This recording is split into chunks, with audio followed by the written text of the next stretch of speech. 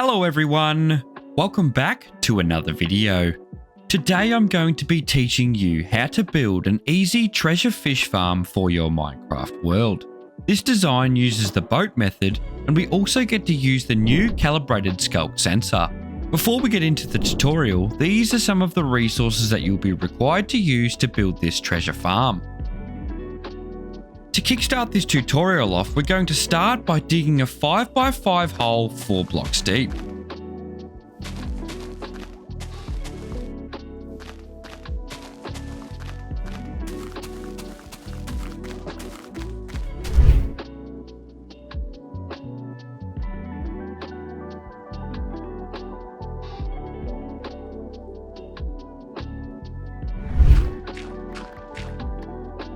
As you can see, our hole is complete, so we're going to remove the very middle block and replace it with wool. On top of that wool block, we can place our calibrated sculk sensor. Directly behind this sculk sensor, we're going to place our comparator. We can now place our furnace facing this way and add 16 blocks inside. We now want to turn around and remove 8 blocks from behind the sculk sensor. We can then dig out these 3 blocks right here. We can now grab our sticky pistons, place one facing this way and place an observer facing upwards. Turning to our right in a 2x2 fashion, we're going to dig this out a further 2 blocks deep, removing 8 total blocks. We can now spin around and add 3 bits of wool this way and 3 bits of wool along down here. With your 6 remaining wool blocks, we now want to place one directly in front of the calibrated sculk sensor, followed up by one on top of your furnace and one on top of your comparator. We can now bring these blocks up a further 1 block. To finish this area off, place a soul sand above your calibrated sculk sensor. We are now going to work on our redstone.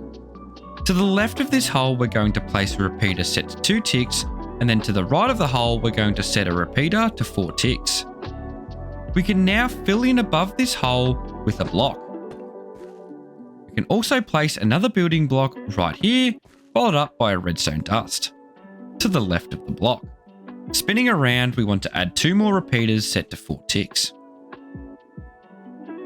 With our last repeater and sticky piston, we're going to remove this block right there and place our sticky piston facing upwards, followed up by a repeater after the piston set to 2 ticks. Place a building block directly on top of the sticky piston and another building block after the repeater. We can then use up our 2 redstone dust to connect up the redstone. Grabbing your shovel, we want to place a target block right in this corner. We can then add a redstone torch onto the side of the target block. Place a building block directly on top of the torch. Jump up on top of your wool and place an iron trap door beside the building block. Before we fill this area in, our last remaining step is to place our double chest. We can now fill this area up with our building blocks.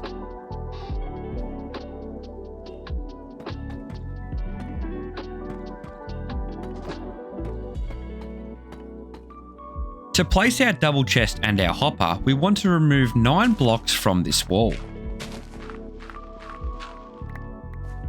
We can now place our double chest right there and put our hopper connecting into that double chest. You can also add 2 dirt blocks on top of your double chest and then dig yourself out of this area, and we want to make ourselves an infinite water source.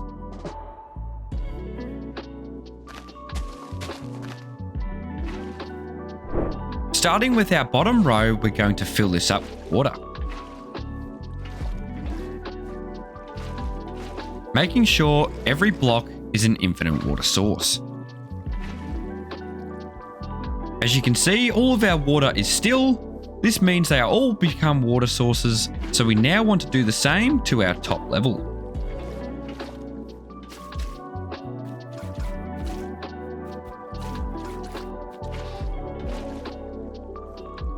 We are now going to place a couple of slabs, but before we do that, place a dirt block here and then remove the 2 dirt blocks and then place your slabs. This will unwater block these 2 blocks so water does not pile in on top of these slabs. Coming around to the left-hand side, directly in the middle, we want to remove this block right here, and then place a chain facing this way. Destroy the block directly beside the chain, and place a pressure plate. The next step is going to involve our boats, and this step is where it gets a little bit tricky. So we want to enable our hitboxes to make it that slightly bit easier by pressing F3 and B at the same time.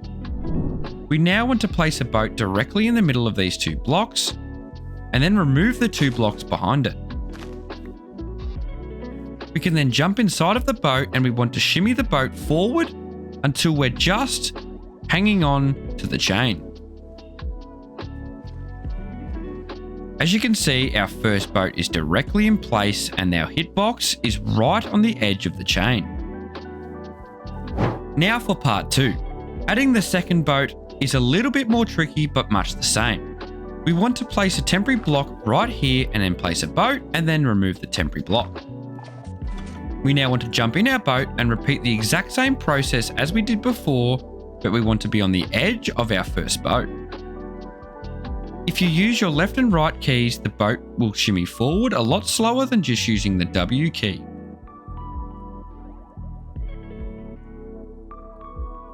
As you can see right here, I'm barely on the other boat, as our two hitboxes are lining up. We want to dismount, jump off, and that's our boat in place.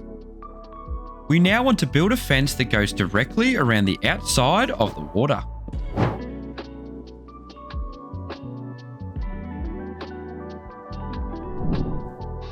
Place a gate with our final block. With our 3 remaining slabs, we want to place a temporary block directly on top of this fence gate from the inside, jump up, place a slab, and then 2 more slabs.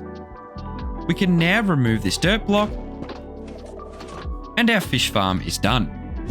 Now, any fishing rod can be used, but it will break over time unless it has mending on it. I highly recommend the Maximum fishing rod, which looks like this. To AFK this fish farm, we want to hold down shift and come over to the edge of the slab as far as we can, and then throw our fishing rod. We can now stand up after we have thrown our fishing rod out to the sea. Once we are standing up, we want to hold down right click, and then hold F3 and T at the same time, and once you see this screen, let go.